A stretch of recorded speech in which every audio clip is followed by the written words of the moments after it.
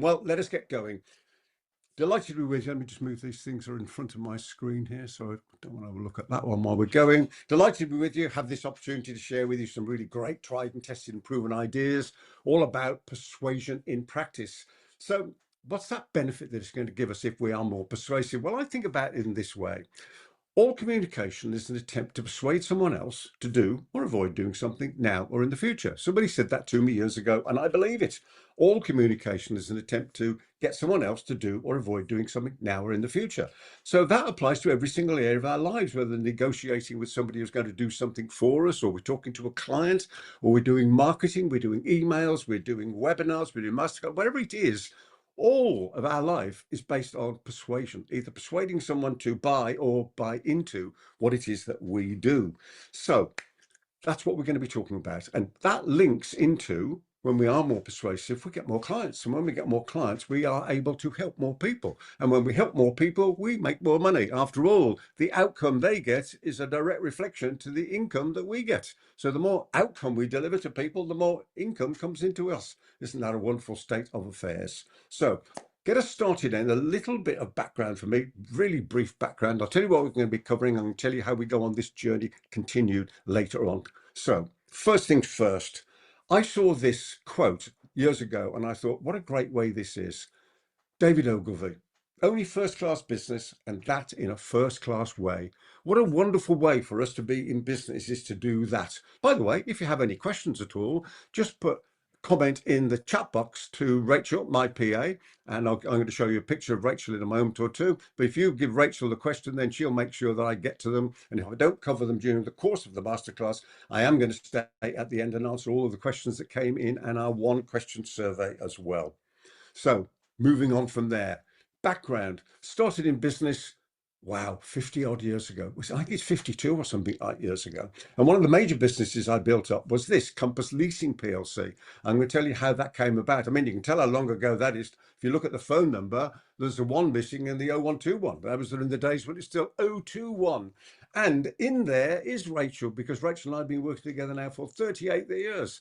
There she is in that little circle, doesn't look a day older.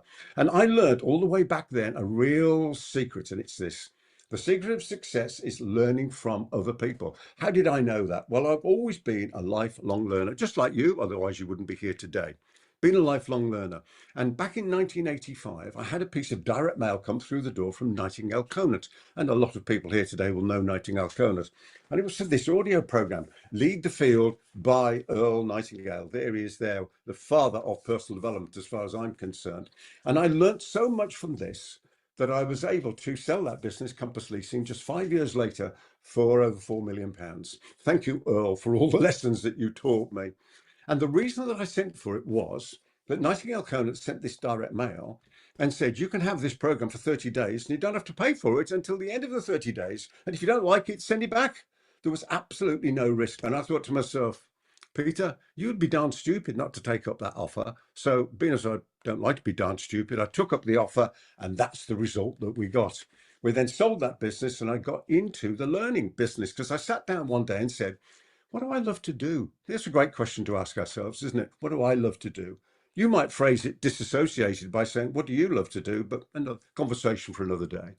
And I thought, well, I love sharing my ideas, and you probably gather already, I love speaking and sharing things and talking to people. And so I went to Nightingale Conant and I made a program. Oh, by the way, these are all my programs here. These are my books and various audio programs. And I made this program, which is called Action is the Key. And this is going to bring some memories for you.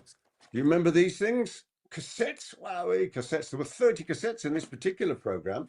And I went to Nightingale Conant with it and I said, will you publish this for me? And they said, well, we like it, but we're not really into salesy type stuff at that stage. Would you revoice this fantastic program that started the journey, Lead the Field? And I said, yes, of course I would. So I revoiced it for the UK market. And here's the smooth one. You can see the different covers. There's the wrinkly one. That wasn't me. And there's the smooth one. That was me. So there I am on the back. A lot younger, more hair. There's Earl Nightingale. And this was started me making audio programs, writing books, and all the rest of it.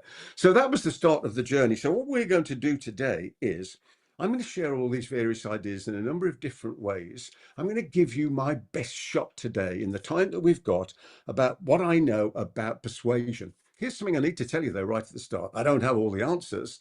I am fascinated. Like you, I'm a lifelong learner. I keep on learning. I keep on joining. I keep on reading books and listening to podcasts and audio and turning up for things like this because I know this is true. The day I stop learning is the day I stop earning.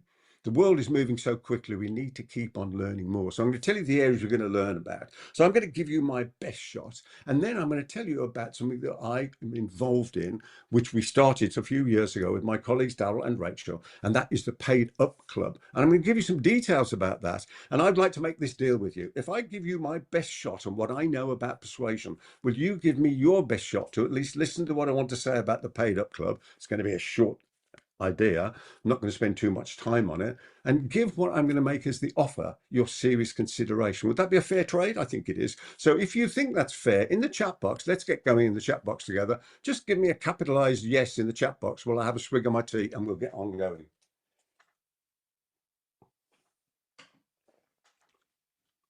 Let me have a look at the chat box here. Yeah, excellent. Thank you very much indeed. That's fantastic. So what we're going to be talking about is this. Firstly, that's one of my great favorite quotes. I think it's just fantastic. I just love this quote. Let me bring it up for you. And I'm going to read it from my slides over here. The fight is won or lost, far away from the witnesses, behind the lines in the gym, and out there on the road, long before I dance under those lights. Isn't that? Oh, it sends shivers up the back of my neck, that does. I think it's just a fantastic. Lovely, lovely quote from Muhammad Ali. So here's the thought for us. What is the real difference between those who are succeeding in the business in which you and I are involved? And I call that overarching thing would be, we're in the helping industry. We help different people in different ways, but that's basically what we do. We help people to get an outcome so that we get an income. We either solve their problems, let me come back to me for a moment, we either solve their problems or we capitalize on opportunities for them. And that's what we do in our business lives. So the question comes then, what's the real difference between those who are succeeding and those who are struggling month to month? I know the answer to that question. I really do. I know the answer to that question. It's this. Those who are able to persuade with integrity, which means they can do marketing, they can do that terrible word selling. Although here's my take on it. We learn how to sell and we stop selling and allow people to buy. That's a whole different way of being in business. That's what David Ogilvy was saying there, only first-class business and that in a first-class way.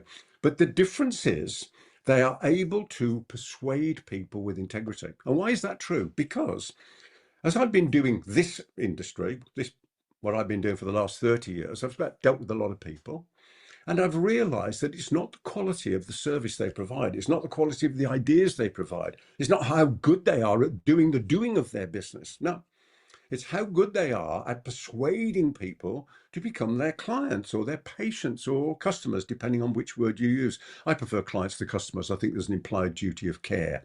So I think that's the difference. That's why I want to share these ideas with you today so that we can get rightfully and regularly rewarded for the value we deliver and the cascading impact we make in the world, because we do make a cascading impact.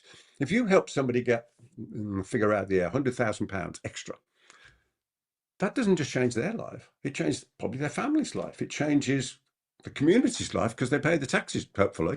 It changes the local area. Everybody they buy from, it changes there. It changes the holiday companies they deal with and the car companies they buy from and everything else. It changes their children's life. There is a cascading impact by what it is that we do. That's why I solidly believe we have to be rightfully, regularly, and royally rewarded for the difference that we make.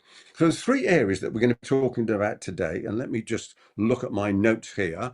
And it's going to be these things here. It's going to be credibility. We're going to talk about that because this is part of this persuasion process. We're going to talk about how to write well-crafted questions. I'm going to give you a particular formula for that, which is my personal formulas, all of these. And we talk about how do we smoothly get agreement, because all of these things are so important. Oh, and by the way, right at the end of today, we're going to do a prize draw. I've got a thing on my phone, which is a random letter generator. And I'm going to show it in front of you, and I'm going to press the button. It'll generate a random letter. And if your name begins with that letter and you're the first to put your name in the chat box, you win. So what are you going to win? Well, this time we're going to be different. I mean, you're going to win a copy of my time management formula course and a copy of my latest book, which is called Time Management is Dead, which actually went to #1 in its category. I have to add that bit in its category on Amazon on its first couple of days that we published it just a few weeks ago. So on that basis, that's going to be the prize draw. However, you've got to be here to win it, because obviously you've got to be able to respond in the chat box. So you've got to be in it to win it, like most things in life. So let's move on from there and talk about credibility. And I love this idea about credibility. And I wrote something down about credibility. And if I can find it, yes, I can. And I'll read it from my notes.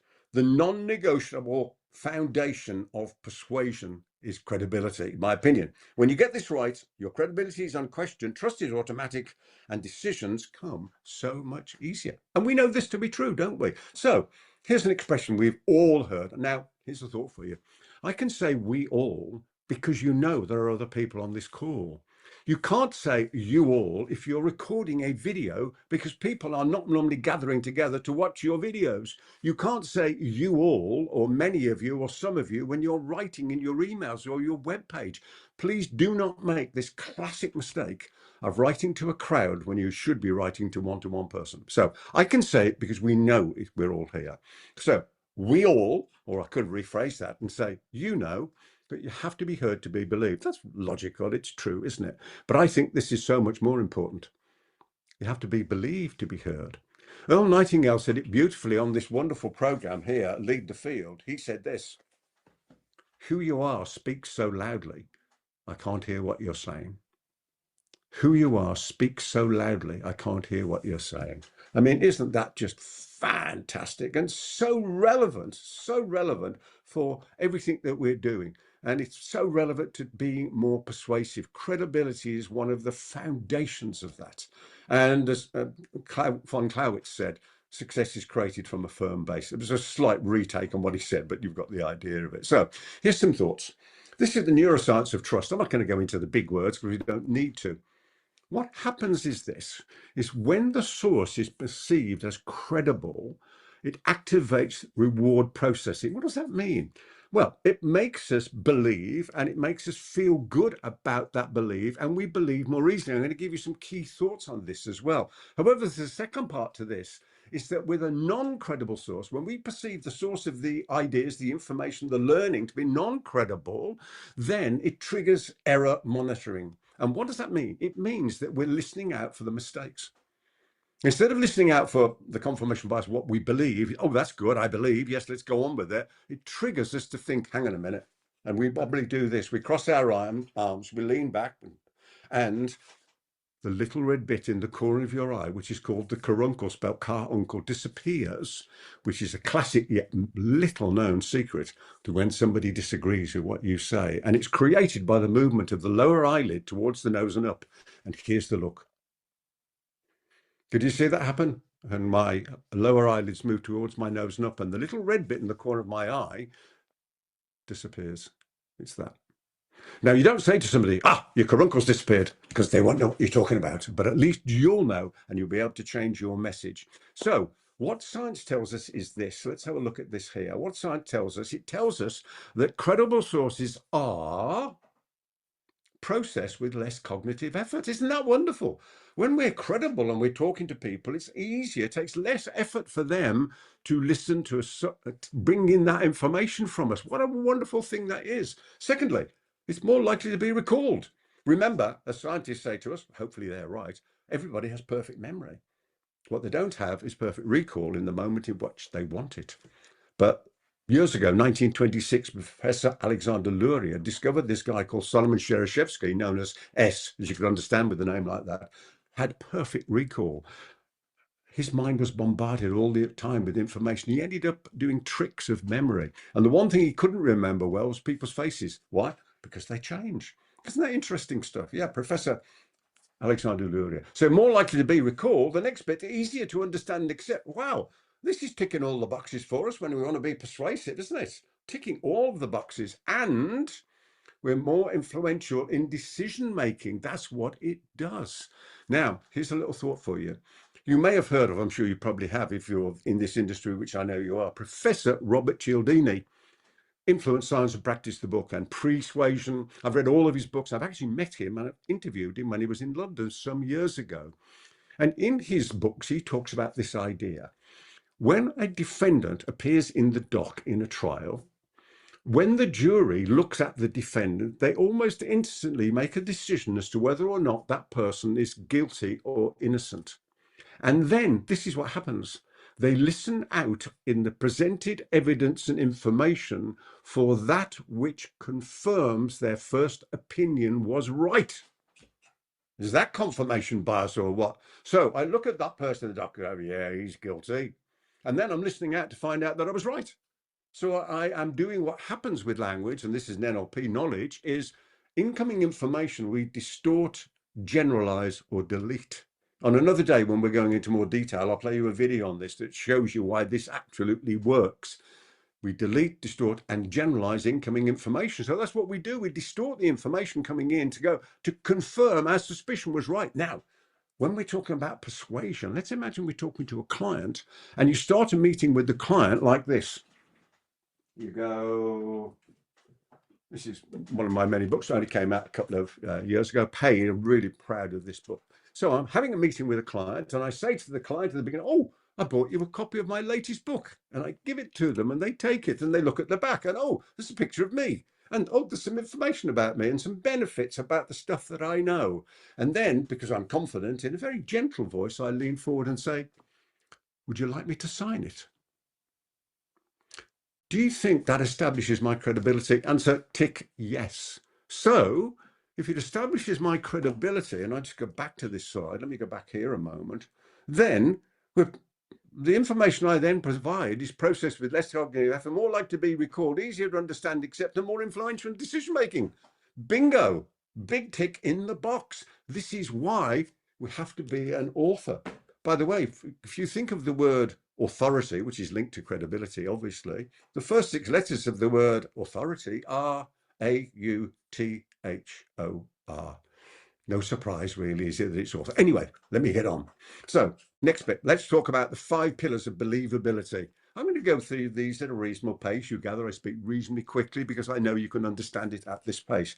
So when we master these, trust and influence in every conversation, right? And this is in print, in person, and even online. In print, in person, and even online. What do I mean online? I mean through the lens. In print, in person, or even on Zoom, or hopefully not on Teams or Google Meets, which are so clunky. Anyway, moving on from there, get off that horse, Peter.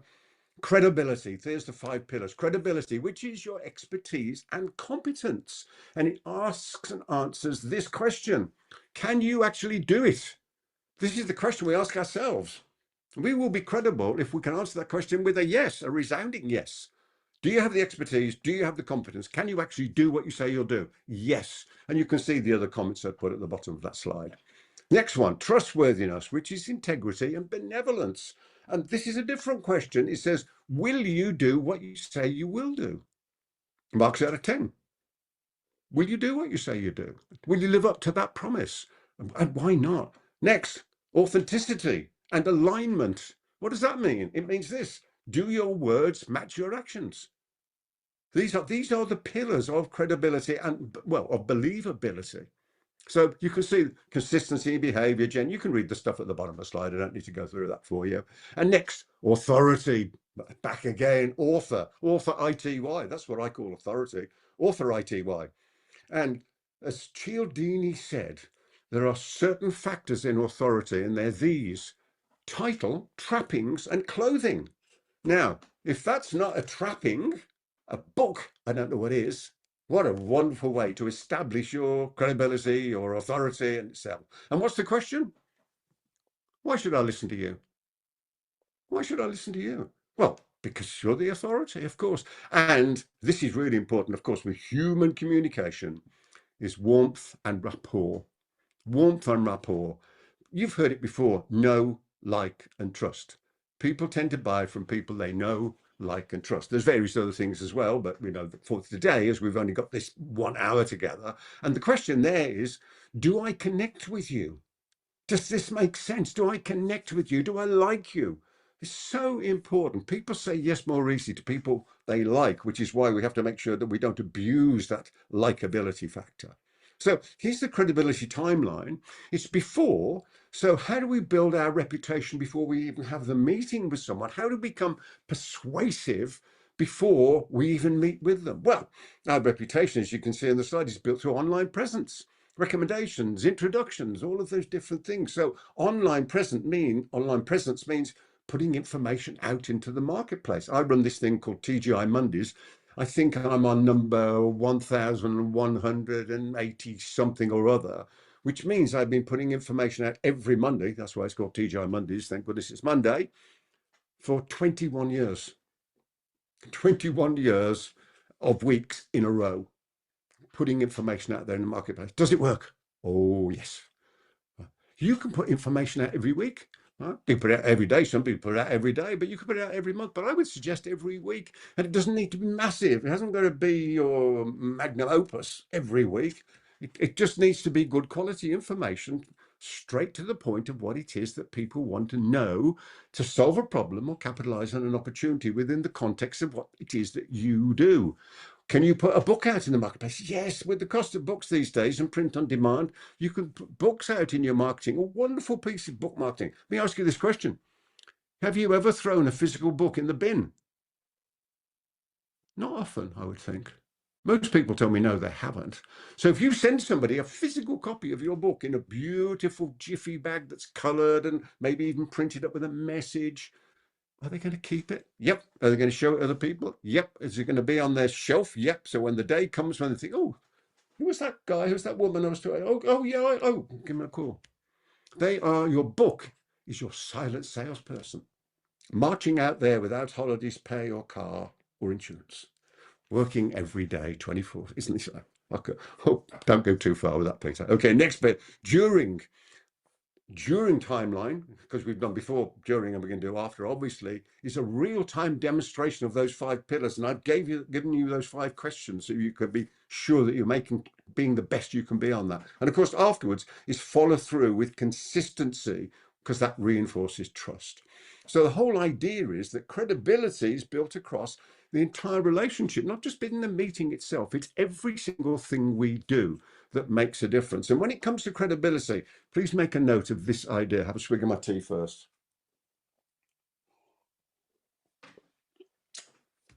It's what you say before you say what you mean to say that makes the difference.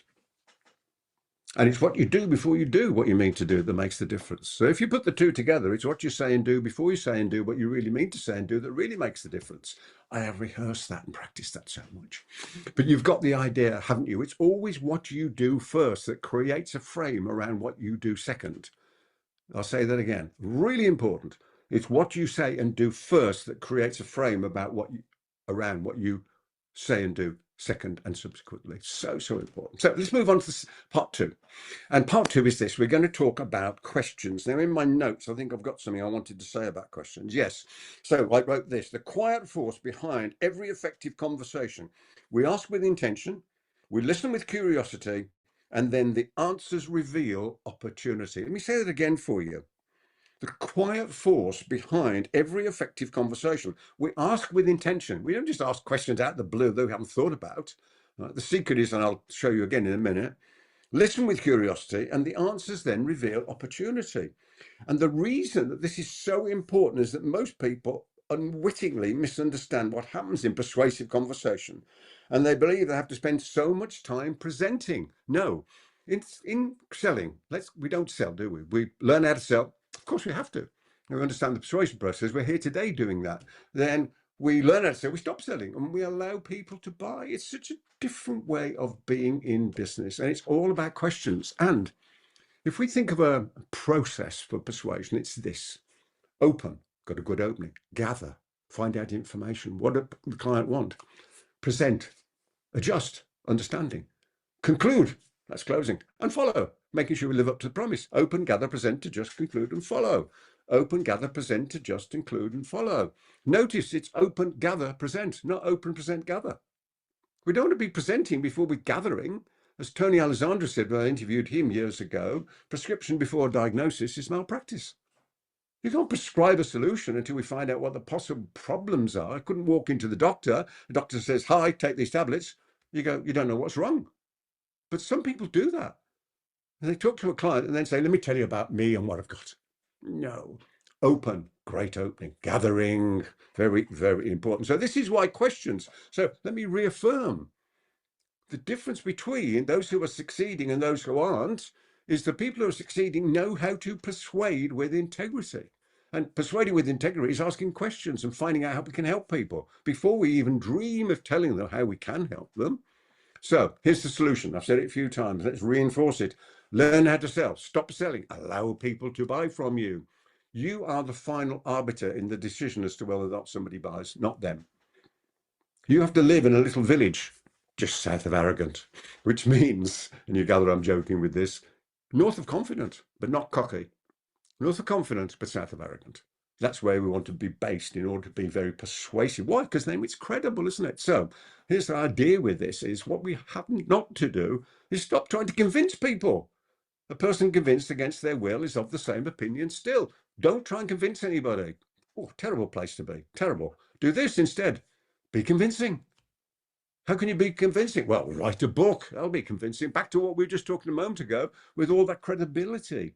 And why is this so true? And why is it true? And it absolutely is true. It's because the selling takes place in the gathering stage. Remember what I said with the stages? Open, gather, present, adjust, conclude, and follow. The selling takes place in the gathering stage as people sell themselves in their answers to your well-crafted questions. Wow, fantastic. Here's that quote from Tony Alessandra. Prescription before diagnosis is malpractice. Prescription before diagnosis is malpractice. And what about the timing of all of this? You've got your great opening. If you were with somebody for an hour, and that was the hour's time, you've got the little opening here. And then how long is the gathering? This much. Like, it's all about the gathering because the selling, the buying takes place in the gathering stage. The presenting it's a confirmation part of the thing. It's not let me death by PowerPoint. No, not at all. It's gather, gather, gather, gather. And I'll show you more about the question. Now I'm going to share with you, right, I don't often share these types of things, how I actually create these questions. So this is what I do. I create well-crafted questions because this is the skill to it, is understanding this. So obviously I can't do it all today, but I'm going to give you some real good takeaways. Oops, no, let's go back there. Right. So here's the thought and the process when we're asking questions. We ask, we listen, we respond, and we ask again. Unfortunately, a lot of people don't do that. They miss out the beginning with R, and they go, ask, listen, They don't respond. And it becomes like a staccato survey or interrogation. So tell me, how do you do this? Okay. How do you do that? Yeah. How do you do that? What about this? What about? No. Ask, listen, respond. Right? And we listen doing this. We listen using rapid repeat. Let me tell you what rapid repeat is. This is the most amazing listening skill. I was taught this by Dan Lee Dimke in America. He's based in Texas, had a business called FutureWork, probably still does.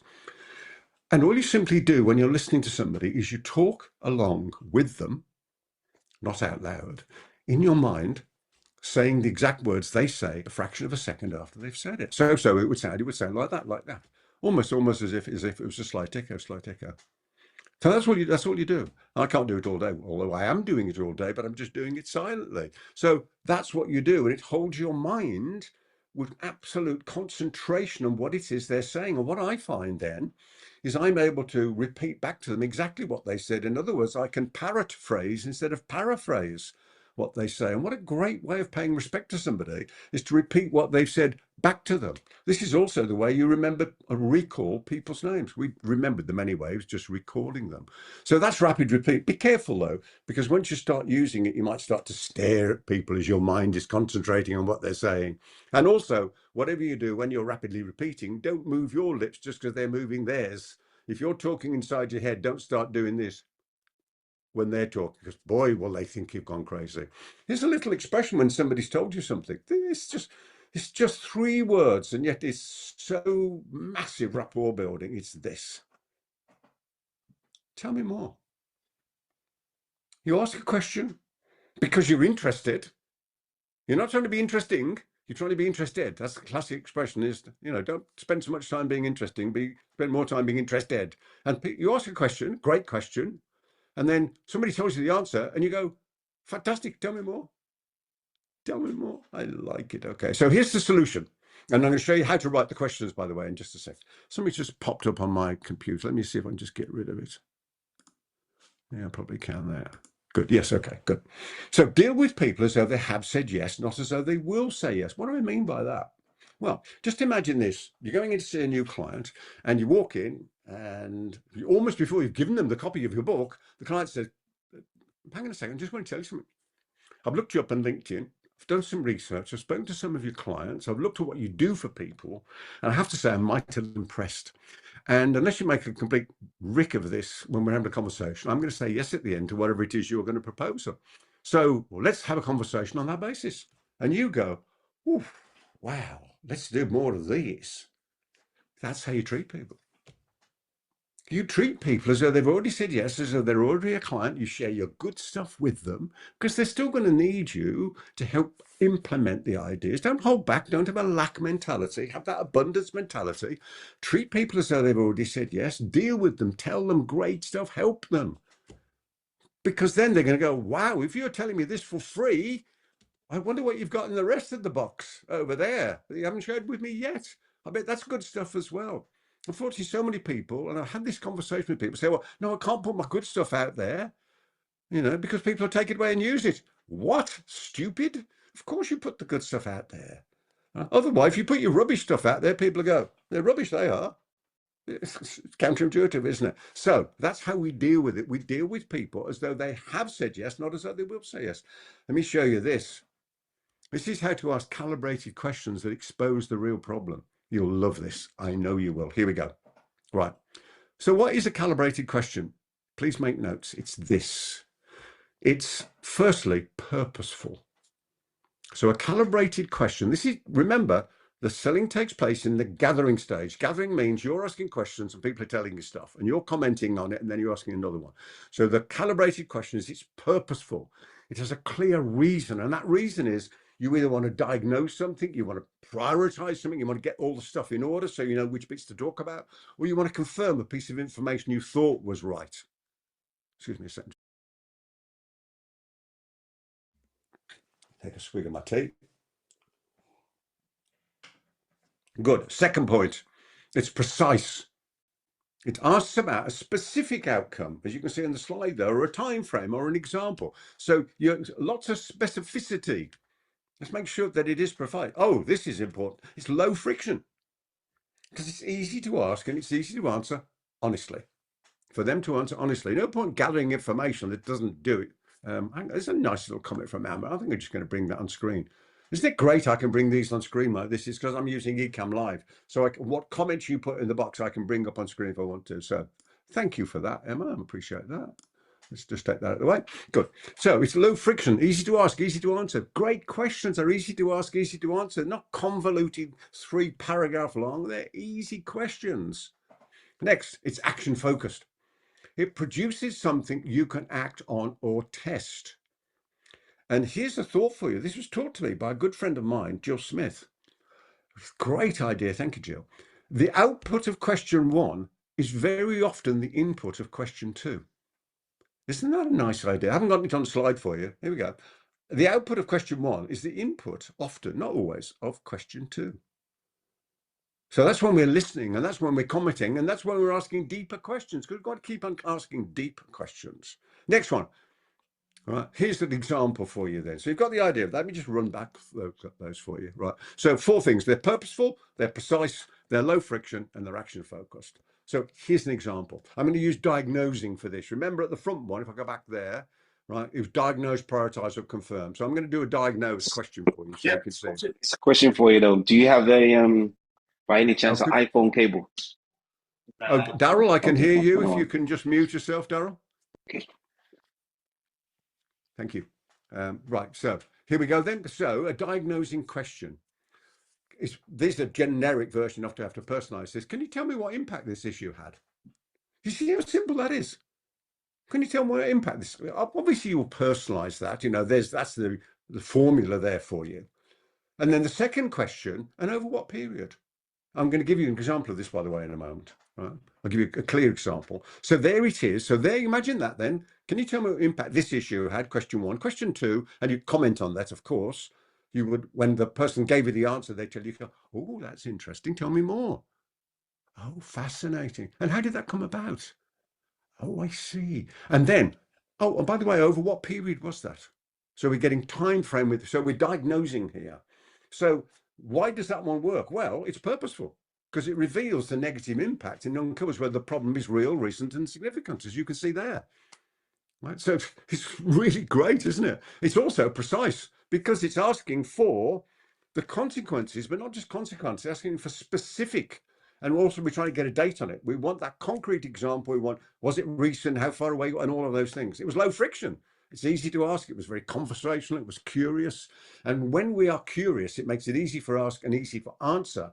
And especially when we're saying, we're looking to people and say, so tell me more. Oh, so tell me, can you give me a concrete example when that happened? Oh, really? I see. Okay. And your eyes are wide open. We're interested. We're leaning forward. We're saying to people, I want to know. I'm not trying to sell you anything. I'm trying to find out if I can help you. This is the difference, isn't it? Learn how to sell, stop selling, allow people to buy. And of course, it's action focused because it produces the context, the impact, the pain points. Let me give you a real world example on this. Okay. A real world example. I was dealing with a big insurance company some years ago. You would know the name. In fact, I'll tell you. Today it's called Aviva. Then it was called Norwich Union. And I was dealing with just one part of the business, and it had 300 salespeople. It was the healthcare side. And I was talking to the sales director, and I showed him my action agenda, which is part of my process for dealing with the 6-stage process. And he said to me, Peter, he said, I've been in selling 20 years. That's the best thing I've seen. Can you teach my salespeople this? I said, yeah, because that's why I was there to talk about that. And I had a conversation with the national sales manager. I'll abbreviate it. You'll get the gist. His name was Steve. So listen to the process. This is the process we just went through where the diagnosing question. So tell me, Steve, how many salespeople have you got? Simple to ask, simple to answer. I knew the answer, of course, but anyway, 300 salespeople. I see. And what do you think they're losing per salesperson per month in lost sales? And now Steve paused, so I helped him answer. And I said, is it 10,000 a month, 1,000 a month, 2,000 a month? High, low, medium. And he went, oh, it must be at least 2,000 a month. I said, okay, make a note, 2,000. 300 sales per 2,000 a month. Great. And Steve, how long has this been going on for? He paused again. I said, is it 5 years, a year, 2 years? High, low, medium? Must be at least 2 years. I said, I wonder if you've ever worked out how much that was. He said, I don't think I have to. Let's do it together. 300 salespeople, £2,000 a month is £600,000 a month. Agreed? Yes. Times 12 months, 7.2 million. Agreed? Yes. Times 2 years, 14.4 million. Yes. Tell me, Steve, do you earn commission on the sales? Sorry, did you lose commission on the sales? You know, with rapport, you can say anything, as we know. He said, I didn't realize it was that. Are your sales force reasonably stable? Yes. So if you do nothing for the next 12 months, there's likely you'll lose another 7.2 million. Wow, he said. Yes. Yeah, I didn't realize it was that. I said, yes. I said, I've got great news. He said, what's that? I said, it's not going to cost 7.2 million to solve it. I smiled, he smiled, and they paid me £250,000 to create a 10-module version of my 36-module program, the Accelerated Business Growth, and teach the trainers and teach the managers how to coach it and all the business. And then another insurance company, Standard Life, saw it and said, Peter, can you do the same for our 100 salespeople with 7 modules for 125,000? These questions work. They work. This is what I want you to do. In the chat box, I want you to do this for me. And then I'm going to tell you more a little bit about the paid up club. I'm going to take a minute amount, and then we're going to talk about how you gain agreement. Right? That's going to be the next bit. Let me just move that on the slide so you can see. We're going to go agreement. So this is what I now want from you is I want to ask you this question now. Of everything we've done in this 39 minutes, what's the one key thing you've learned because you didn't know it, or you've relearned because you did know it, you got reminded, but it's something you went, yes, Peter, I'm going to take it away and use it. In the chat box, please. Thank you. I'm just going to bring some of these up as they come up. Listen, thank you, James. Okay, Emma. Talk to people if they've already said yes. Ask, listen, respond, ask. Indeed. Bring that up from Rupert. Thank you. Tell me more. Okay, that's from Giordana. Tell me more. Tell me more. And that thing. People sell themselves in their answers to your well-crafted questions. Get the other person to sell themselves.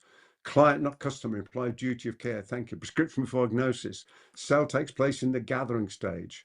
Clarity of the pillars of credibility from Kate. Thank you, Kate. Excellent. So I was Kate with her book. That's wonderful. Okay, I know there's going to be more of those, but so I want to move on. Okay, client, not customer. Great. output of, I'll bring that on because it's such an important one. Thank you, Roy. Right. The output of question 1 is often the input of question 2. The 5 pillars. Consider reading your book. Thank you. Okay, that's great. So moving on from here, here's the next step. So I've said that I will spend a little bit of time telling you about the Paid Up Club because I've got something I think you're going to be really pleased about this. So this is the Paid Up Club. This is what we do. We run this Paid Up Club. It is a monthly program. It's a membership program. And I'm going to tell you all about the benefits, etc. And then I'm going to say, would you like to come and try it? And I'm going to give you how that operation works. Okay. So this is what the focus is. There's one simple thing that we are focused on in the Paid Up Club. It's so simple. It couldn't be easier. We help you make £100,000 extra in the time frame that you choose. Let me go back on those, right? So we are focused. That's the number one focus, £100,000. And of course, we always think to ourselves, well, what would you do with the money? Because £100,000, it's not numbers on a computer, is it? I mean, there it is. They're the big stack of the money. It's not numbers on a computer. It's not bits of paper with pictures of dead kings and queens or even alive ones on. So we have to think, now, what about the time frame? Think of it this way. If you decide on 4 years to make 100,000 extra, it's 25,000 a year, it's about £2,000 a month extra. Do you believe I could show you a way to make £2,000 extra? The answer to that, by the way, is yes, just so we know. Of course it is. Could you do it in 3 years? Could you do it in 2 years, do 50,000, £4,000 a month extra? Yes. Could you do it in 1 year? Yes, you can, depending on your business. That's why we say we will help you make 100 grand, £100,000 extra. You choose the time frame. Remember, this is the format though. Money is the silent applause for a job well done and value delivered to others. I'm talking about money, but we're not focused on money. Money isn't outcomes, not the reason. We have a different purpose, but money is the silent applause for a job well done. So how can we help you do this? Well, before I do that, I'm just going to share something Vic Conant, he said and wrote to me. I'm very proud of this. I'm going to read it, and that presumably in that time you'll read it as well.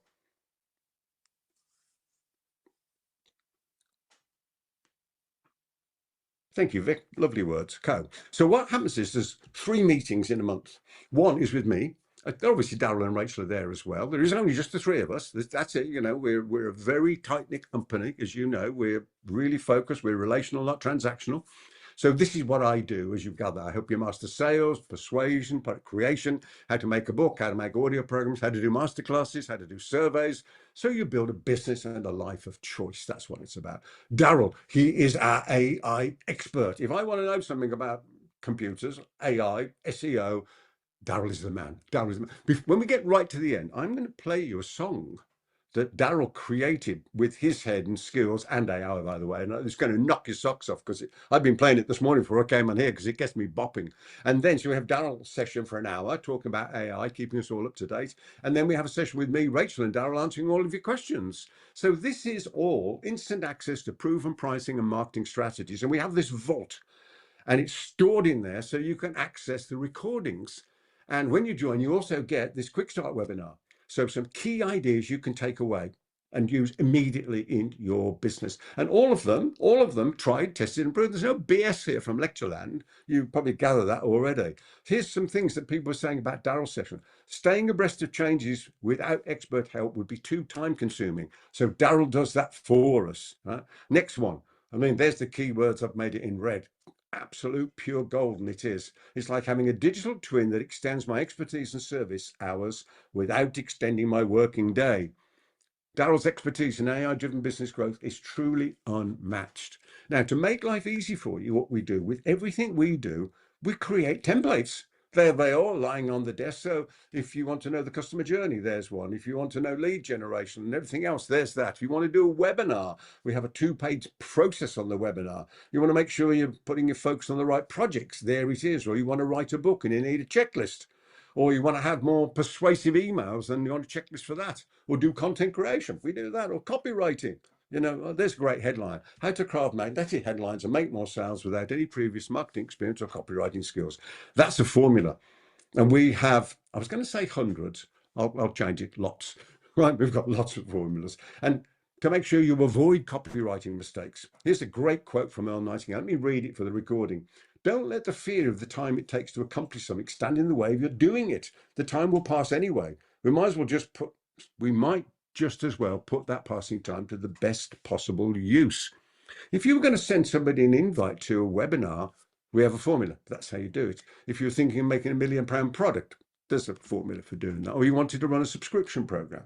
So all of these things are on this one focus: how to make £100,000 extra over the time period you decide. And it begs the question, what will you do with the money?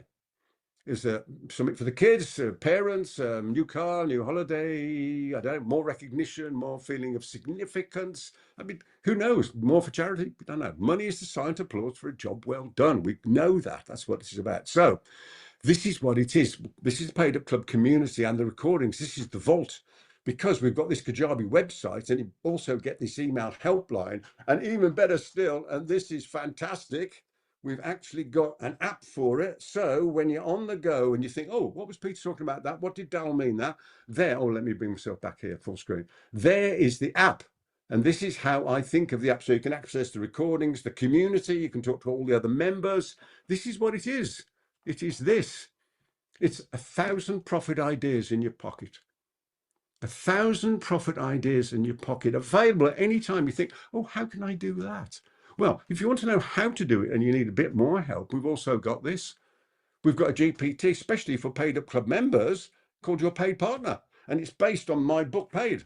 So if you want to know how to get paid more and you want to ask questions of somebody, well, you go into the GPT. By the way, it's fantastic. I love it. And you talk to it and it'll talk back to you. And it'll give you all of these ideas to make a barrel full of money. Or let's say you want to do some more marketing and you're not sure about how to write that email or that web page.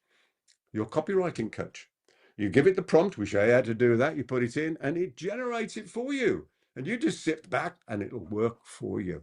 For example, it's big, small, that, so I'll lean over and read it.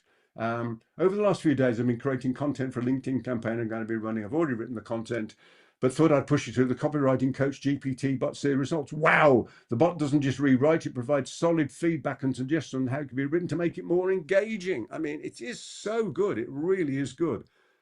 Help me refine my message in ways I would never have thought of, both in terms of time saving. Give it a try. Oh, and by the way, we also have a yearly live event. So you can either turn up live in the room if you wish to. It's always great to do that. And we also stream it. So if you're not in the locality or in different countries, some of the members are, then you can obviously turn up for the streaming. So that's good. Oh, by the way, we also show you how to write a book, because you've got to be an authority. So we give you a copy of that and the book writing templates. And once you've got that book, you can then multiply it, because we know 70, I think it's 78 ways to take the same information and multiply it so you can deliver it in different ways. You can see how this all comes together, but the complete focus is this: £100,000 extra. That's what it's all about. Does this work? Well, there's two chemists who sold up their chemist shops and decided to teach chemists. As you can see at the bottom there, we've also created our monthly membership program with the deluxe version, which we often talk about. It's working well, and we have two £1 million products. Right. Paul Allen does leadership training. I told him to double his fees, showed him how to do it. He did, and it works. Here's one. This is a bit small. I'm going to make it bigger for you. This is Sylvia Snowling from SDLT Claims, right?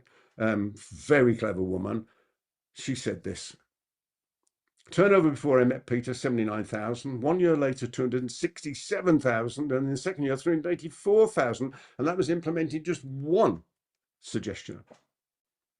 Steve Neal, the poster boy for this. Wow, here we go. Additional profit over 100,000. And now got a video program. So I'm showing him how to make an online program with the Olympic performance system. 250,000 in just 1 year. And now it's in 40 countries, generate over 1 million direct sales and blended learning. Mark's an accountant, we're complete 100,000, you can see. Koshi, who runs a training business for radiologists. So this is for all sorts of people. 4,000 a month is 25 months to do the 100,000. And funny enough, Guy, who's a financial architect, isn't that lovely? Same idea. So how can we do this for you? Well, we have a system where me, Rachel and Daryl work with you. We become your team, and that's our Encompass program, and that's from 5,000 a month onwards and upwards. And if it's something you're interested in, let Rachel know. We'll set up a conversation. We'll have a conversation together. That's not what we're talking about today. We're talking about the Paid Up Club. So membership of the Paid Up Club is going to be, but it's not now, 197. It is actually only £97 a month. However, it's not that. I want you to try it for £1. Right? You can try it for £1. But here's the deal. How do you know if it's for you? Well, this is the way I think about it. A friend of mine was chatting to me about this. And they'd said to somebody that they'd been on holiday to Barbados. And they said, oh, fantastic, you didn't send me a postcard. And they'd said to them, said, if I sent you a postcard, would it be the same as going to Barbados? And they went, well, no, of course it wouldn't. Well, that's what it's like with the Paid Up Club. I've just sent you the postcard, but it's not the same. It's not the same as being there. So what I want you to do, I want you to come and experience them. This is why. You said this is who you are. You signed up for the masterclass. That was step one. You turned up for the masterclass. That's the deal, because 80% of success is turning up. And then step three is this. You then discover if Paid Up Club is for you. And how do you do that? Well, you secure your membership ever so easily, because you pay £1.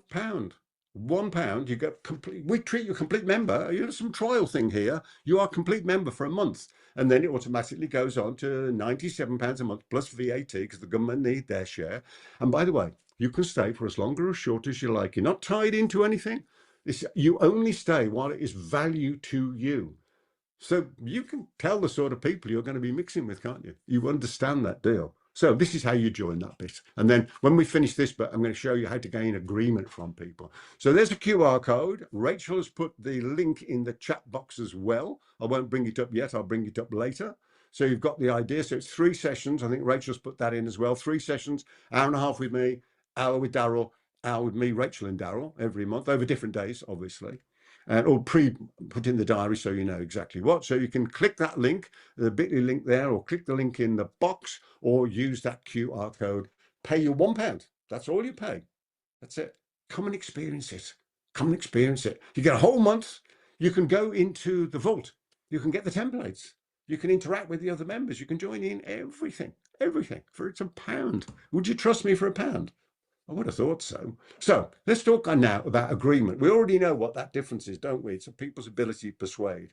Here's what happens and stops people getting too many agreements. Resistance is created through a lack of clarity. We have to be crystal clear. How do we do that? We have to answer these 4 questions. 4-stage persuasion framework. Here they come. First question is this: why you? When we are communicating with somebody, we need to tell them quite clearly why what we've got to talk about is for them. They have to know that first, because otherwise they're going, well, is this for me? No, this is spam. I don't want it. No, you've got to tell people right up the front why it's for you. Secondly, why me? That links back, doesn't it, to all the things we were talking about, credibility. Why should you listen to me? We need to say that before we talk about what it is. Why you? Why me? Next, then we talk about what it is. So why this? And then if this is appropriate, why now? So isn't that simple? So simple. Let me come back to me for a moment. It's why you, why me, why this, why now? Why you, why me, why this, why now? That's how I make videos. If I'm doing a promotional video for something we're doing, that what I do is I switch the camera on. I do the prep first, obviously, but really all I'm doing is I'm doing 4 paragraphs. Why this is for you, why you should be me, why it should be this, and why it should be now. Why you, why me, why this, why now. Isn't that wonderful? So here's one of the problems that comes in about why people don't get the agreements they should get. By the way, I'm going to do the prize draw, and I'm going to do the questions at the end, even if I run over. I'm not doing anything for, I think it's the next 5 hours. So, you know, I've got 5 hours spare. I'm not staying that long, but okay. So here we are. Here's the problems. Here's the main problem. These are 3 signposts of success: A, B, and C. I've worked this out from helping so many people and seeing so many people struggle at times before that help, obviously. The first thing, the C, is it stands for confidence. We must have the confidence to talk about what it is we do. We must talk about it with confidence. We have to be confident, and we must talk about it with confidence. Why? Because we are transferring that confidence to somebody else. And you already, because we've talked about this morning about that credibility stuff based on there as well. We must have next belief, the B. We must have belief in the efficacy of our product and service. It must do what we say it does. It must live up to the promise. That's so important, isn't it? So really, when we're communicating, we're doing 3 Ps: the person, the problem, and the promise. This is who it's for. If you've got this problem, I promise I can fix it. The person, the problem, and the promise, the 3 Ps. That's how you write titles for books, by the way. The 3 Ps: the person, the problem, and the promise. Now, belief. Unfortunately, this friend of mine died a few years ago, but he said this, I thought it was wonderful. Most people reach the limit of their belief well before they reach the limit of their talent. And this is the beauty of being part of the Paid Up Club. You are with others who believe. And you know, it's the old expression, isn't it? You can't fly with the eagles if you work with the turkeys. You've got to be with the eagles. You've got to be with the flying, the people who are going for it. Just imagine that feeling. Right? We're all going there together. We're helping each other. So most people reach the limit of their belief well before they reach the limit of their talent. And the A, if we had a bit more time, I'd ask you what you thought the A was, and people would say, they would say it would be attitude, it would be action, all sorts of things. But it's really this one. And this is why a lot of things don't work in life. So please take this away. And it's alignment. What do I mean by that? It means you've got to be doing something that's aligned with your identity. So those three, the CBA, rather the ABC, or the ABC is alignment, belief, and confidence. And here's why the alignment's important, because of this expression I wrote this years ago. People will never consistently do who they aren't. So unless you're acting in alignment with who you are, because people will consistently do who they are, then it won't work. We've got to be acting in accord with who we are, because people will consistently do who they are. So that's the one problem. The next problem, again, in agreement is this. People have a fear of rejection, thinking the rejection is them rather than the idea. So it's separating those two in our minds. Or they don't know the words to use with confidence. Or if they know the words, they haven't practiced the words. And practice is so important, because here's why. Amateurs practice till they get it right. And professionals practice till they can't get it wrong. Let me go back on that slide for you. Amateurs practice till they get it right. Professionals practice till they can't get it wrong. This is one of the most important things I'm now going to share with you of the whole time we've had together. And I'll do it fairly quickly because I want to get to prize draw, and I understand people have got things to go to as well. So magic formula. Take a screen grab of this next slide, because this, I believe, will make you a fortune. Or let me say can, in case you take action with it. You sell price using the contrast between the financial and emotional cost of the current and or future situation compared with the investment in your solution. That's how you sell your fee rate. You sell price, fees, whatever it happens to be there, using the contrast between the financial and emotional cost of the current situation or future situation compared with the investment in your solution. However, this is true. Without contrast, everything's expensive or cheap, and you don't know which it is. Therefore, you have to take control of the financial thinking of the other person. We talked about this earlier. It's what you say before you say what you mean to say. That's exactly the same. This is how you create the contrast. But then it becomes, what can we contrast to? Well, we can contrast to different ways of doing it. We can find more expensive ways of finding the information that we know. For example, the years it would have to take someone to find out for themselves.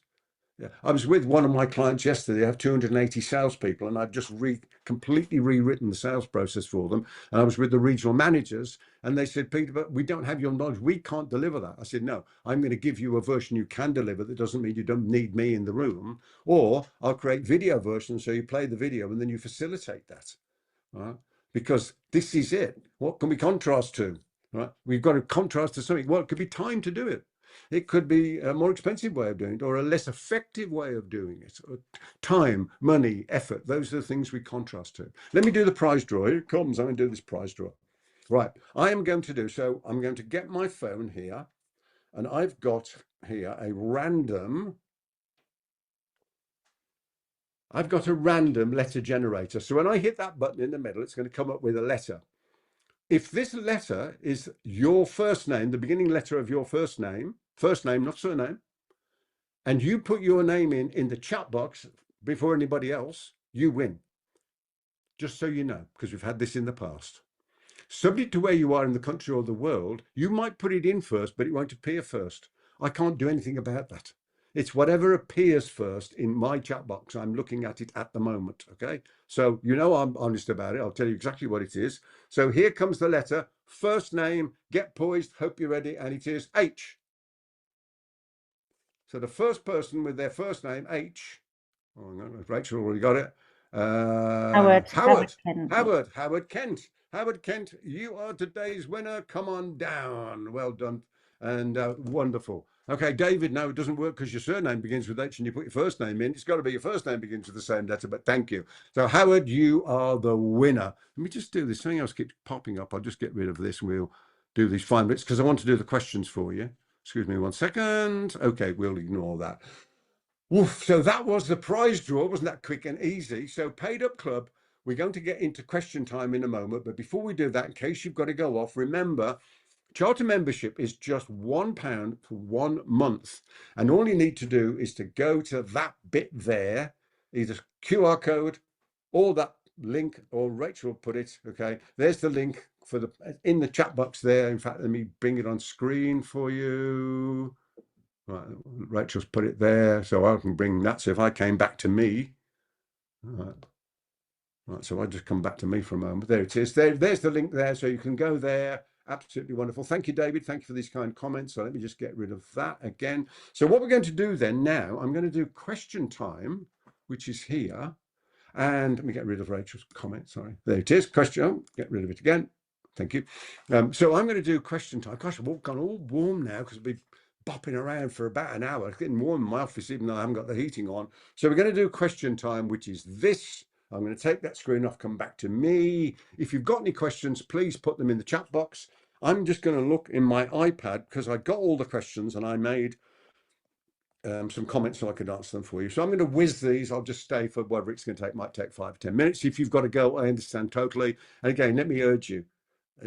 You trust me, you will love it. Come and join me in the Paid Up Club. Come and join me, Rachel and Daryl, and we will just have the most amazing time together. Okay, excellent, good. I will show you how to do all of those things so you can make £100,000 extra in the time period you decide on. Good. There is one of my clients in here, I won't say the name because it wouldn't be right of me, who actually, I think the number was 107,000 booked in for the first year of doing things with me. Here we go then. Charlie said, how do you handle resistance to a request? I've got these questions here, by the way. So I'm just going to go through these. So let's do this. So Charlie says, how do you handle resistance to a request? And I've got this as my answer. It's created by what you did or didn't say before we got to that point, rather than what happens at the point. So this is the whole problem, is this is why you use why you, why me, why this, why now, and testimonials before you get to the point of resistance, because you will diminish the likelihood of the resistance if you do it in this way. Frank said, how to gain confidence immediately, reassuring the reader of your email you'll follow through with a solution. Again, this is why you, why me, why this, why now, and this is the 5 pillars of credibility we've done today, or believability. Malcolm Harris says, what is the most cost-effective way to publish an authority book? I would say self-published. Self-published, create space, something like that. Amazon. I mean, these days, a book of this type, they get these type of things. Some of mine here. Oh, there's a book I wrote some years ago. This is a book with no title. Isn't that a great title for a book? Then How to Write Your Book. That's that one. That was said 10 weeks. Used to say 5 days, but how to write a book. So that's about printed about £2.50 to £3. And this one's colour, by the way. This one's colour inside. Okay. This one, Persuasion, which is one of mine, this is black and white inside. Again, about £2.50-ish, £3. I think the time management is dead one, which is this one, is a bit more because it's a bit thicker, right? So this is thicker. It's got more pages in, about 130 pages in black and white. It's probably in the sort of £3. That's the time management is dead, the latest one. And paid, this is like 260 pages or something. This is the thicker one. So this will be more on that case. But I would go down that route, Malcolm. I think that's really is the solution there. Then Roz, who I just saw a comment from Roz. Thank you, Roz. What's the most important thing to say and not to say when sending an email to a past client to revive them? Why them? Why now? And what is the first step? That's what we do say. What we don't say is selling them anything. We're not trying to sell them anything. We're trying to resurrect the relationship. Here's an expression for you. People come into your life for a reason, some for a lifetime, some for a season, just the way it is, right? When you talk about retention, I love these expressions. When the first leaf falls, you know autumn has come to the world. Domino marketing works. In other words, each action knocks over the next domino. Do not try and knock over domino number 3 with domino number 1. It means you've missed a stage. You must put all the dominoes in place. Makes sense, doesn't it? John, thank you very much indeed. Thank you. Lawrence, good point from Lawrence. In fact, Lawrence, I'm going to answer that in a minute or two. I'll just finish these questions that people pre-sent. Okay. Giordano Burns, how to avoid being ghosted after sending our fee proposal. I know how to do this. Always book the follow-up meeting before you send the proposal. Now, does that mean you won't get ghosted? No, it doesn't guarantee it. But most people send the proposal and then phone up to try and book the meeting to discuss the proposal. No, no, no. Get complete agreement of the date to review the proposal when you've been sent it. So, for example, if I was talking to you, I'd say, okay, Giordana, I'm going to send the proposal out to you today. I've got my diary here. The proposal not only give you answers, it'll raise some questions as well. So you'll get it tomorrow. When would be a good day for us to discuss it? So you'll tell me the day. I say, great, what time of day works for you? Let me check my diary. I'm still in control here, right? So yes, I can make that date as well. You don't say, here's the date I can make. Can you make it? No, deposition. What date have you got free? Let me see if I can make it. That's the control freak, okay? So do it in that way. And then more likely, especially if it's close, don't book a review meeting 10 days away. They might not turn up. The closer you book the follow-up meeting to the time of the current meeting, the more likely they are to turn up. That's it. And if you really want to win, and it's possible, take it in. If you want to win, take it in. Next, Noel, how to persuade a person to talk about their personal problems and fears to build rapport. Don't talk about that. Talk about what is working to start with. Lady Abraham Rebecca, I think I've answered that today for you on the call. James, I'm not getting traction with my email campaign. What am I doing wrong? How do we get people to click or reply? Okay, there is a formula. It's this. I'm going to say it quickly because it's recorded, right? And we'll be sending you a copy of the recording. So how to write a persuasive email is either why you, why me, why this, why now. It's that one, so you can do that one. That's a good one to use. Or if not this, wavelength, interest, sell benefits, add conviction, desire, action, result. I'm not going to go into more detail. It's self-explanatory. It'll be in the recording because you'll hear me say it again. Next one, Steve Darnell. If you had to help accountants to be better able to present their proposition to a potential client, what are your top 3 tips for how to go from failure to success? Right. Really powerful intro that sets up the situation. Remember, it's what you say before you say. So the intro must tell the client why it's for them and also the outcome they're likely to get. Remember, people don't buy systems, they buy the outcome of the system. And then again, back to why you, why me, why this, why now. Okay. Next one, most powerful way to prepare. Ask questions that are outwardly focused, Rupert. That's what I do. So for today, I've written my goals and signed them, and all of those goals are outwardly focused. Paul, what's the biggest mistake you can make to ruin your chance of persuading someone? I've got talk too much and don't listen. And here's another expression for you. This was said by Dr. David Fraser, who was a member of one of our mentoring groups. Great books he wrote, lovely man as well. He said this, and a friend of mine, Nick, reminded me of this recently. Don't try to get someone to join the conversation in your head. Instead, join the conversation in their head. Isn't that beautiful? Isn't that just wonderful? I love it. Okay. And Keith Binningham, what's the secret of being persuasive in print? I think it's as above that I mentioned about Wistar and why you, why me, why this, why now. I think all of those help. And my other key idea on that would be, Keith, is to write as you speak. You know, throw away the English grammar book and just write as you speak. In fact, it might not be a bad idea to dictate the letter, especially with, you know, with Word and Pages these days. It's so simple to dictate. Everybody does it so well. I think that would be great.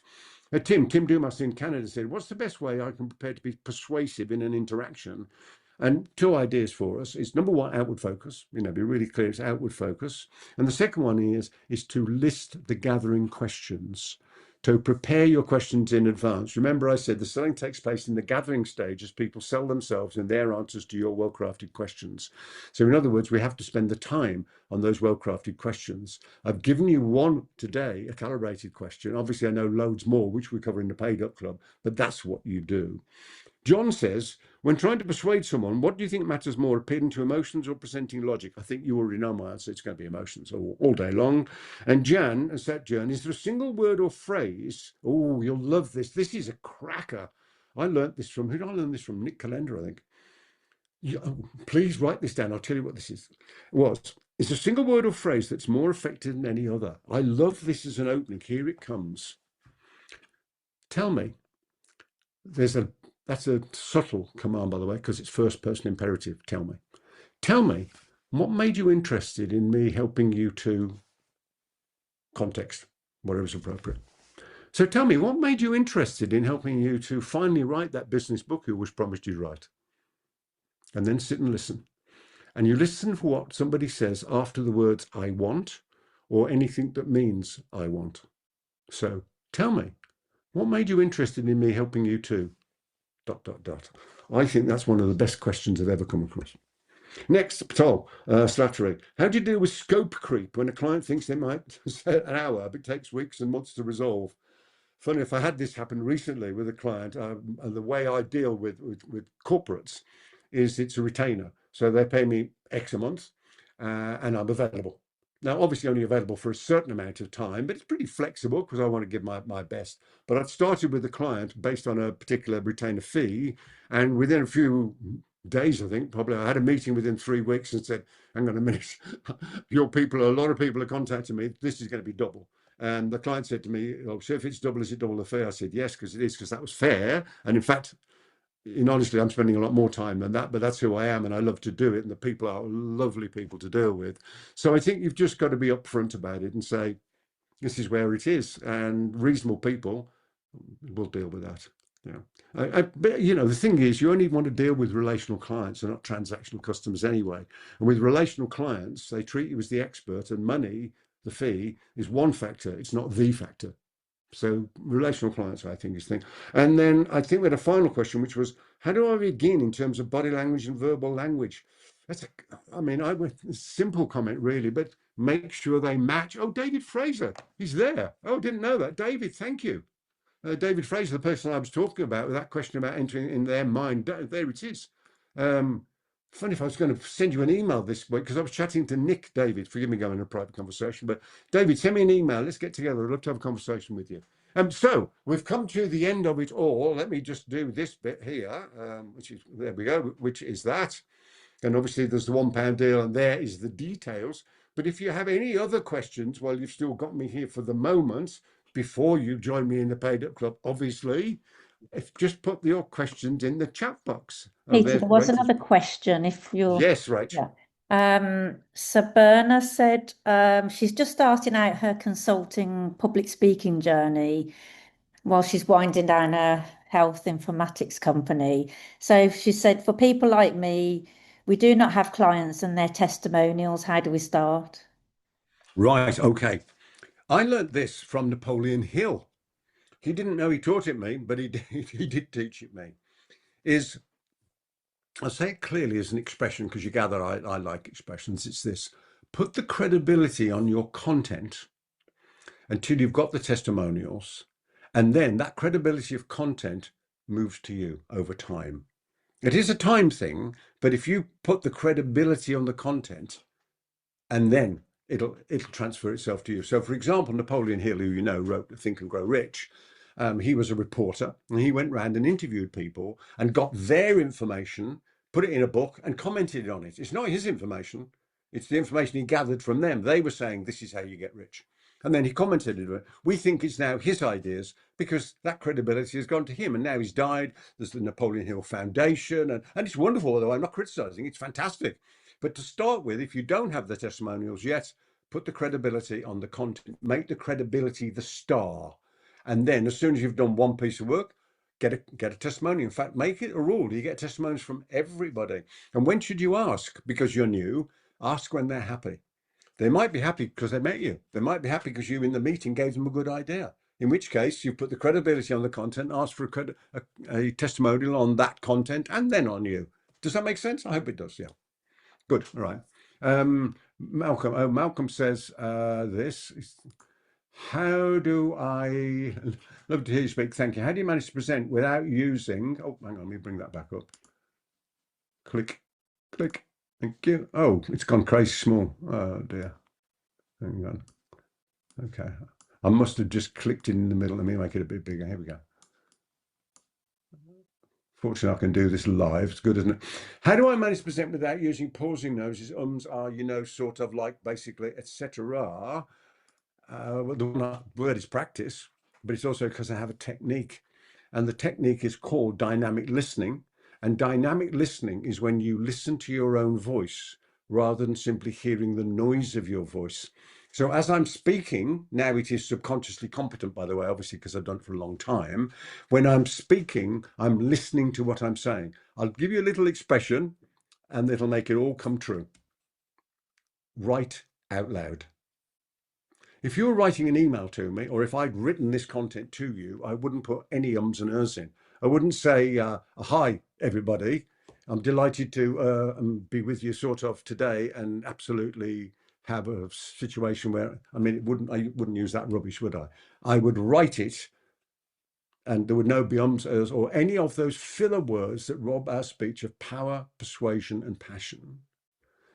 I would write it out. So all I need to do is to write out loud. And if I feel that, you know, sort of basically coming along, I do what I would do in writing. I put a gap between the words. In writing, it's a space. In speaking, it's silence. And as long as you don't leave a gap that's too long, nobody's going to notice. Perhaps that was a fraction long, but you've got the idea. So all I'm doing is I'm putting gaps in between the words, like silence, instead of white bits of paper. There's more to it than that, but you've got the gist of it. That's how that happens. There's a question from Lawrence. Lawrence. Yes, Yes, I was just apologies, going to bring it on Lawrence. screen. Lawrence, Yeah. small notes about the question above. I asked about books written by AI. Yes, okay, thank you, Lawrence. Yes, okay, AI. You have flagged a really important point.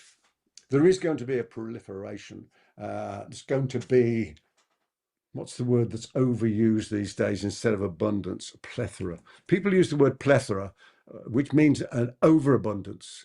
They tend to use it to mean abundance. It's not, it's overabundance. We're just going to have to cope with that. And I think the day will come when people won't be able to tell the difference. It's pretty darn close now that you can't tell the difference, even with pictures, icons, images. Those who really know can tell, but it's going to come to the point where we can't tell. And maybe it's going to be my AI agent is talking to your AI agent, or your AI agent is reading the book that my AI agent wrote for you. I don't know, Lawrence. I just don't know where it's going to go. All I know is that I believe that we should put out our own content. Can there be AI help? Yes, of course there is. So we want. In fact, I've got a quote on my slide somewhere. Let me see if I can just find this. Yes, here it is. The greatest value comes, can you see this? Yes, you can. The greatest value comes not from surrendering control entirely to AI or clinging to entirely human workflows, but finding the right point of collaboration for each specific task. And that was from Ethan Mollick, who's a professor of management at Wharton, specializing in entrepreneurism and innovation. So I think that's an important point, but I don't know the answer. I think we just keep doing the best we can do and making it clear that we wrote it. I'm happy to say I use AI, very happy to say I use AI every day, and it does help me. But it's my stuff and my content, my ideas, and a variation of my ideas helped by AI. So I don't think I can say more than that, Lawrence. I think I'm probably on the same page as you with that. Yeah. Anything else? Anybody else? What was this about dates, Rach? We're on the strategy set for the next few weeks. Oh, next live in person. No, okay, we don't know that one. Yes. If there's any other questions before I go and get coffee, I want coffee now. And we do it. I hope you've enjoyed this. Perhaps for those of you who are still here, would you do this with me? Because we can do it together, because there are quite a number of people still on the call, 120 people I see. How about if I ask you this question? Out of everything that we've done today, and haven't we done a lot in that hour, crikey, what's the one key thing you've learned because you didn't know it, or you've relearned it because you didn't know it? You got reminded either by me or a comment in the chat box, but it's something where you went, yes, Peter, I'm going to take it away and use it. Please put that in the chat box. I might even make the odd comment as we go through, just to do that. What's that key thing? Okay, James, why you, why me, why this, why now? Lovely, excellent. Thank you, James. So, oh, let me got the bit missing off the bottom. Let me make that a bit bigger. Okay. David Fraser, people don't buy systems, they buy outcomes. You already knew that, David. That's right. Rapid repeat, indeed. Well-crafted questions from Sabana. Kerrison, good morning, Kerrison. You have to be believed to be heard. So true, isn't it? And Roy, amateurs practice till they get it right. Professional practice till they can't get it wrong. So true. Confirmation of the self-publishing route is optimal for hard copies as well as soft. Yeah, indeed. And don't send PDF. Well, there's times for PDF, but usually it's probably better to send books in the post. Let me make this a bit smaller and move it down so it's not across my face. Okay. Screw it, just do it. Okay, thank you, David. Good to be reminded, though. Yes, so true, David. So true. And I say Nick had used that quote in his new book. You know, he's just finished his book, Nick Horton. And I was reading it and I went, oh, this is a great quote. And he said, oh, and he was telling me, he commented and said it was from you. And then we had a meeting and he was telling them we were reminiscing about you on that day. So wonderful stuff. Replace myself, and Gerard, replace myself in the client position. I like it. Good, good, good, good. Well, what can I say? I don't know, I'm going to get that off there. Okay, do that, move that there. Good. Okay. So Rachel says, here's the link for the £1 again. So there is the link. And obviously we've got this bit here. If I press that bit, you can see that. I'd need to move Rachel's link as well, but the link is in the chat box. Let's take that out the way. You can see that link there, and you can also see the QR code. So it's been an absolute pleasure to be with you. It's been a pleasure to see so many old friends and faces. Did I mean old faces? Of course I did. Of course I did. Wonderful to see you again. Would look forward to spending even more time. Oh, Rachel's just remind me. Daryl made this song for the Paid Up Club. Listen to this. Please listen through to the chorus. It gets me going. Right. Trying to give him credit. Yeah. Yes, good point. And just before I do, this is a really good point. Thank you, Tal. Which is this? I'll make this a bit bigger so you can read. Okay. So it did start with Andrew Carnegie, you're right, from Bethlehem Steel. He interviewed the rich people in the world, worst class referrals from Andrew Carnegie, and worked 20 years without pay for the rich man in the world and gave him credit for those world-class people, and the rest is history. So true. Nicely said. Thank you very much indeed. So here comes the song. It starts with a question, not the plan. A spark between a dream and a hand. We've built too much to stand still now. Every thought's a seed, we just know how. Peter sets the tone, the room ignites. Daryl flips the switch, the crowd takes flight. Rachel brings the balance, sharp and kind. A rhythm that rewires the mind. From mindset to market, the tools all align. AI in motion, the future in time. We are the Paid Up Club. We don't wait to grow, we learn the game, then we make it our own. We are the Paid Up Club. Ideas that move, smart hearts, strong minds. That's our groove. We are the Paid Up Club. It's more than a name, it's a code, it's a calling, it's a state, it's a flame. We are the Paid Up Club. You'll see what we mean when knowledge turns to action and action turns to dream. Isn't that just amazing? Isn't it? Isn't that? I mean, Daryl's a musician, so obviously he's done that, but he's used AI to do it. But he's still both as a musician and an AI.